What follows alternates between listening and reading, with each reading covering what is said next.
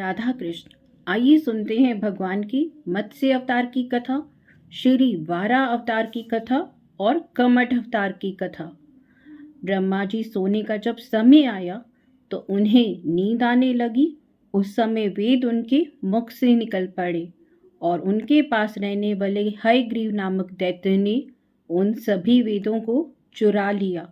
ब्रह्म नामक नैमित्तिक प्रलय होने पर सारा समुद्र में डूब गया। श्री हरि ने हयग्रीव से चेष्टा जान ली और वेदों का उद्धार करने के लिए मत्स्य अवतार को ग्रहण किया। द्रविड़ देश के राजा सत्यव्रत बड़े ही भक्त परायण थे। वे मल्य पर्वत के एक शिखर पर केवल जल पीकर तपस्या कर रही थी। यही वर्तमान महाकल्प में व्यवस्थ मनु हुए हैं। एक दिन कृतमाला नदी के तट पर तर्पण करते हुए उनकी अंजलि में एक छोटी सी मछली आ गई। उन्होंने जल के साथ उसे वापस नदी में छोड़ दिया। तब उस मछली ने उनसे प्रार्थना की कि यहाँ के जल जंतु मुझे खा लेंगे, आप मेरी रक्षा कीजिए। राजा ने उसे जल पात्र में डाल दिया। वह इतनी बड़ी कि कमंडलों में स्थान न रहा। राजा ने उसे एक बड़े मटके में डाल दिया। 2 ही घड़ी में वह 3 हाथ की हो गई। तब उसे एक बड़े सरोवर में रखा गया। राजा उसे जिस जलाशय में रखते वह उस जलाशय से बड़ी हो जाती। तब राजा ने उसे समुद्र में छोड़ दिया। तब मछली ने करुण वाणी में कहा, राजन, अब मुझे मत छोड़िए, मेरी रक्षा कीजिए। तब राजा ने उनसे प्रार्थना की, मत्स्य रूप धारण करके मुझे मोहित करने वाले आप कौन हैं? आपने एक ही दिन में 100 कोस का विस्तार सरोवर घेर लिया। आप अवश्य ही सर्वशक्तिमान अविनाशी श्री हरि हैं। आपने मुझे किस उद्देश्य से ग्रहण किया है? तब भगवान ने कहा, 8 से 7 दिन बाद तीनों लोग प्रलयकालीन समुद्र में डूब जाएंगे। तब मेरी प्रेरणा से एक बड़ी भारी नाव तुम्हारे पास आएगी। उस समय तुम समस्त प्राणियों के सूक्ष्म शरीरों, सप्त ऋषियों समेत उसमें चढ़ जाना और समस्त औषधियों के बीजों को भी रख लेना। जब तक ब्रह्म रात्रि रहेगी तब तक मैं तुम्हारे साथ समुद्र नौका में विहार करूंगा और तुम्हारे प्रश्नों का उत्तर दूंगा। ये कहकर मत्स्य अवतार अंतर्ध्यान हो गया। प्रलय काल में वैसा ही हुआ जैसा भगवान ने कहा था। मत्स्य अवतार भगवान प्रकट हुए। उनका शरीर सोने के समान देदीप्यमान था और शरीर का विस्तार 4 लाख योजन कोस था। शरीर में बड़ा भारी सिंह भी था। वह नाव वासुकी नाव के सिंह से बंधी हुई थी। सत्यव्रत जी ने भगवान की स्तुति की। भगवान ने प्रसन्न होकर उन्हें अपने संपूर्ण रहस्य के बारे में ब्रह्म तत्व का उपदेश दिया, जो मत्स्य पुराण में है। ब्रह्मा जी की नींद टूटने पर भगवान ने हयग्रीव को मारकर श्रुतियां ब्रह्मा जी को वापस लौटा दी। समुद्र का एक पुत्र था शंख। इसने देवताओं को परास्त करके उन्हें स्वर्ग से निकाल दिया था। सब लोकपालों का अधिकार भी छीन लिया था। देवता मेरुगिरि की कंदराओं में आकर छिप गए थे, शत्रुओं के अधीन हो गए थे। तब दैत्यों ने सोचा कि देवता वेद मंत्रों के बल से ही तो प्रबल होते हैं, अतः मैं इनके वेदों का अपहरण कर लूंगा। ऐसा निश्चय करके वो उनके सब वेदों को हर लाया। ब्रह्मा जी कार्तिक की प्रबोधिनी एकादशी को भगवान की शरण में गए। भगवान ने आश्वासन दिया और मछली समान का रूप धारण करके आकाश से विंध्यावासिनी पर्वत श्री कश्यप मुनि जी की अंजलि में गिरे। मुनि ने करुणावश उसे क्रमशः कमंडलू, कूप, सर, सरिता आदि स्थानों पर रखते हुए समुद्र में डाल दिया। वहां वे बढ़कर विशालकाय हो गए। तदंतर उस मत्स्य रूपी भगवान ने शंखासुर का वध किया और विष्णु रूप से उसे हाथों में लेकर बद्रिका वन में गए। वहां संपूर्ण ऋषियों को बुलाकर आदेश दिया, जल के भीतर में बिखरे हुए वेदों की खोज करो और पता लगाकर उन्हें शीघ्र ले आओ। तब तेज और बल से संपन्न समस्त मुनिगणों ने यज्ञ और बीज सहित वेद मंत्रों का उद्धार किया। जिस वेद जितने मंत्र जिस ऋषि ने उपलब्ध किया, वहां उतने भाग से तब से वह ऋषि का ही माने जाने लगा। ब्रह्मा समेत सब ऋषियों ने आकर प्राप्त किए हुए वेदों को भगवान को अर्पण किया। दीति के मक्र, हयग्रीव, महाबलशाली हिरण्याक्ष, हिरण्यकशिपु, जम्ब और मय आदि पुत्र हुए थे। मकर ने ब्रह्मलोक में जाकर ब्रह्मा जी को मोहित कर कर उनसे संपूर्ण वेद ले लिए। इस प्रकार क्षत्रियों का अपहरण करके वह महासागर में घुस गए। फिर तो सारा संसार धर्म शून्य हो गया। ब्रह्मा जी की प्रार्थना से भगवान ने फिर से मत्स्य अवतार धारण किया और महासागर में प्रविष्ट हुए और मकर दैत्य को थूथन के अग्रभाग से विदर्ण करके उसे मार डाला और अंग उपांगों संपूर्ण वेदों को लाकर ब्रह्मा जी को समर्पित किया। पद्म पुराण के अनुसार विष्णु जी ने 3 बार मत्स्य रूप धारण किया। आइए सुनते हैं श्री वारा अवतार की कथा। ब्रह्मा जी ने जब सृष्टि का क्रम फिर से प्रारंभ किया तो मनु ने उनसे कहा, पृथ्वी तो प्रलय के कारण एकार्न वन में डूबी हुई है। मेरी और मेरी प्रजा के रहने के लिए आपको उसका उद्धार करना चाहिए, जिससे कि मैं आपकी आज्ञा का पालन कर सकूं। ब्रह्मा जी विचार में पड़ गए। पृथ्वी तो रसातल में चली गई है, अब इसे बाहर कैसे निकाला जाए। वह सर्वशक्तिमान श्री हरि की शरण में गए। उसी समय विचार मगन ब्रह्मा जी ने नाक में अंगुष्ठ प्रणाम से एक वारा बाहर निकल पड़ा और क्षण भर में पर्वतकार विशाल रूप गजेंद्र सरीखा होकर गर्जने लगा। शुक्र भगवान पहले तो बड़े वेग से आकाश की तरफ उछले। उनका शरीर बड़ा कठोर था, त्वचा पर कड़े कड़े बाल थी, सफेद दाढ़ी थी, नेत्रों से ऐसा तेज निकल रहा था कि कोई उनकी तरफ देख भी ना पाए। उनकी दाढ़ी अति कर्कश थी।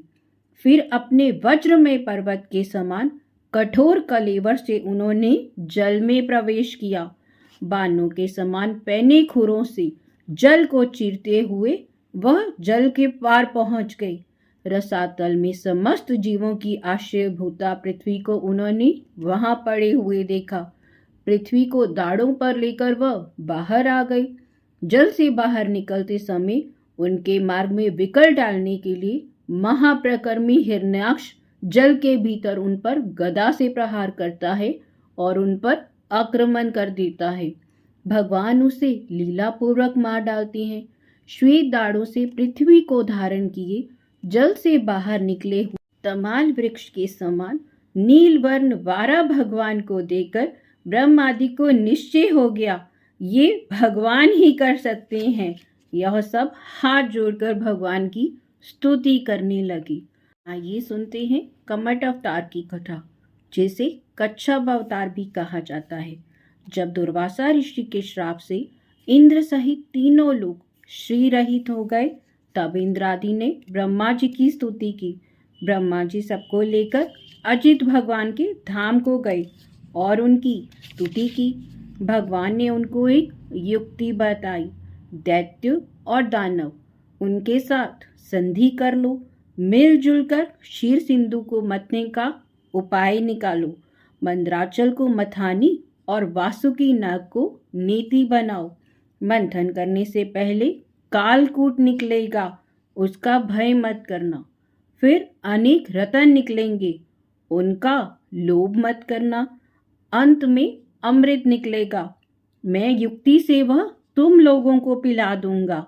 देवताओं ने जाकर दैत्यराज महाबली के साथ संधि कर ली। अब देवता और दैत्य मंदराचल को उखाड़ कर ले आए, परंतु थक गए थे। तब भगवान ने प्रकट होकर उसे उठाकर गरुड़ पर रखकर सिंधु तट पर पहुंचाया। वासुकी अमृत के लोभी नेति बने। तब समुद्र मंथन होने लगा। तब बड़े बड़े देवता और असुरों के पकड़े रहने के कारण, भार की अधिकता के कारण और नीचे कोई आधार ना होने के कारण मंदराचल समुद्र में डूबने लगा। इस प्रकार अपना करा कराया मिट्टी में मिलता हुआ देखकर सबों के मन टूटने लगे। उस समय भगवान ने ये देखकर कि यह सब विघ्नराज गणेश जी ने किया है, उन्होंने हंसकर कहा, सब कार्यों के प्रारंभ में गणेश जी की पूजा करनी चाहिए। सो हम लोगों ने बिल्कुल ही उन्हें भुला दिया। बिना उनकी पूजा के कार्य सिद्ध नहीं होगा। सो पहले उन्हें पूजा करके मना लेते हैं। जब उनकी पूजा होगी तो लीलामय भगवान की लीला होगी। वह स्वयं सर्वसमर्थ हैं, परंतु कार्यारंभ में गणेश जी की पूजा, अग्र पूजा की जो मर्यादा है वह उन्हें बांध देती है।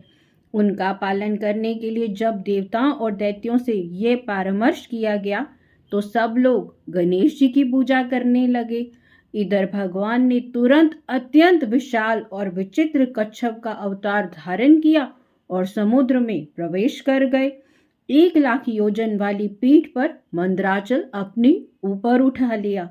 तब देवता और दैत्य बड़े वेग से समुद्र को मंथने लगे। भगवान कच्छप से मंदराचल को धारण किए हुए थे। विष्णु से देवताओं के साथ साथ रह रहे थे। एक तीसरा रूप भी धारण करके मंदराचल को अपने हाथों से दबाए हुए थे कि कहीं वह उछल ना जाए।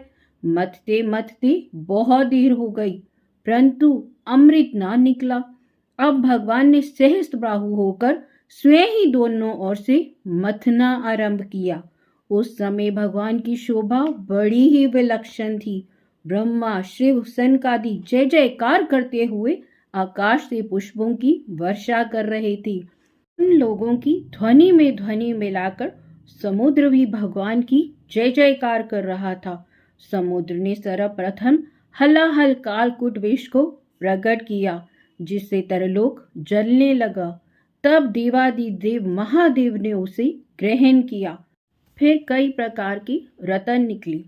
उसके बाद कामधेनु गाय निकली, जिसे ऋषियों ने स्वीकार किया। उच्च श्रवा नामक अति सुंदर बलिष्ठ घोड़ा निकला, जिसे दैत्यों ने ले लिया। बाद में ऐरावत नाम का हाथी निकला, जिसे राजा इंद्र ने लिया। कौस्तुभ मणि के प्रति सब लालायत हुए थे। तब भगवान ने उसे अपने कंठ में धारण किया। कल्प वृक्ष बिना किसी अपेक्षा के ही स्वर्ग में चला गया। अप्सराएं भी स्वेच्छा से स्वर्ग को प्रस्थान की। भगवती लक्ष्मी ने अपनी ओर से उदासीन रहने पर भी सर्वगुण संपन्न श्री विष्णु को वरण किया। वारुणी देवी ने दैत्यों को बड़े चाव से लिया। धनुष तो किसी से उठा ही नहीं। तब भगवान विष्णु ने उसे धारण किया। चंद्रमा को अनंत आकाश विचरने के लिए दिया गया। दिव्य शंख भगवान ने स्वीकार किया। अमृत कलश हाथ में लेकर धन्वंतरी जी महाराज प्रकट हुए। तब दैत्यों ने अमृत कलश उनसे छीन लिया, जिससे सभी देवता बहुत उदास हो गए। भगवान ने मोहिनी स्वरूप धारण करके देवताओं को व्योमित कर अमृत कलश उनसे लेकर अमृत देवताओं को पिला दिया। देवताओं की पंक्ति में सूर्य और चंद्रमा के बीच में राहु बैठा हुआ था। उसे अमृत पिलाया ही जा रहा था कि सूर्य और चंद्रमा ने तुरंत बतला दिया। भगवान ने चक्र से उसका सर धड़ से अलग कर दिया, परंतु उसे कुछ अमृत की बूंदें मिल चुकी थी, अतः वह सिर कटने से भी नहीं मरा। इसीलिए उसे ग्रहों में स्थान दिया गया। राहु अब भी सूर्य चंद्रमा से बदला लेने के लिए परम अमावस्या और पूर्णिमा पर आक्रमण करता है, जिसे ग्रहण कहते हैं। देवताओं ने अमृत पी लिया और भगवान का आश्रय लिया, अतः अब की बार संग्राम में विजय देवताओं की हुई। जय श्री कृष्ण, जय श्री कृष्ण।